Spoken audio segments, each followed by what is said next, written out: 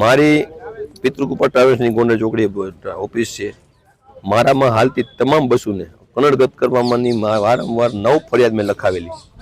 મારા માણસોએ જેની બસ ચાલતી મમતા ટ્રાવેલ્સ હોય, વછરા ટ્રાવેલ્સ હોય, રાજશક્તિ ટ્રાવેલ્સ હોય, પિતૃકૃપાના માણસો હોય, તમામ ફરિયાદ લેવામાં આવે ત્યારે માત્ર ને માત્ર માતૃકૃપાના માણસો તરીકેની એફઆઈઆર ફાળેલી છે.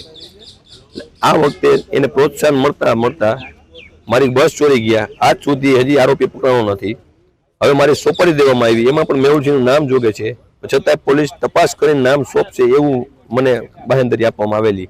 માલવીનગરમાં હું 11 વાગ્યાનો જાઉં અને રાત્રે 9 વાગ્યા સુધી મારી ફરિયાદ ન લે. પછી અમે સીપી સાહેબને રજૂઆત કરતા એ ફરિયાદ એને ક્રાઇમ બ્રાન્ચને ટ્રાન્સફર કરેલી છે. આમાં મેહુલસિંહનું નામ ન ખુલે તો મેહુલસિંહ મારા મોતના કારણ મેહુલસિંહ બનશે એવું મને દેખાય. મેહુલસિંહ જાડેજા રીબડાવાળા અનુરીસિંહભાઈના સગા ભત્રીજા.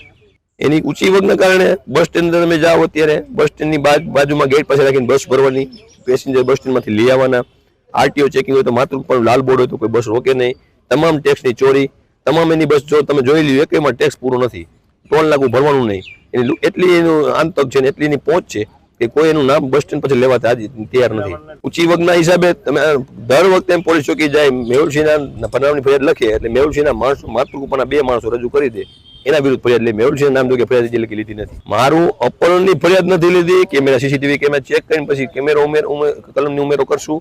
માલવીનગરમાં હજી લગી ક્યાંય તપાસ થઈ નથી, કેમેરા ચેક કર્યા નથી. માટે સીપી સાહેબને કાલ રજૂઆત કરતા સીપી સાહેબે તમામ ફરિયાદ છે ક્રાઇમ બ્રાન્ચને ટ્રાન્સફર કરી. લાલાએ જુનાગઢનો જે પ્રખ્યાત ગેંગવોરનો માણસ છે એ લાલા મુસ્લિમ કરીને છે, મર્ડરમાં આવેલો છે, હથિયારમાં આવેલો છે, સોપારીમાં આવેલો છે.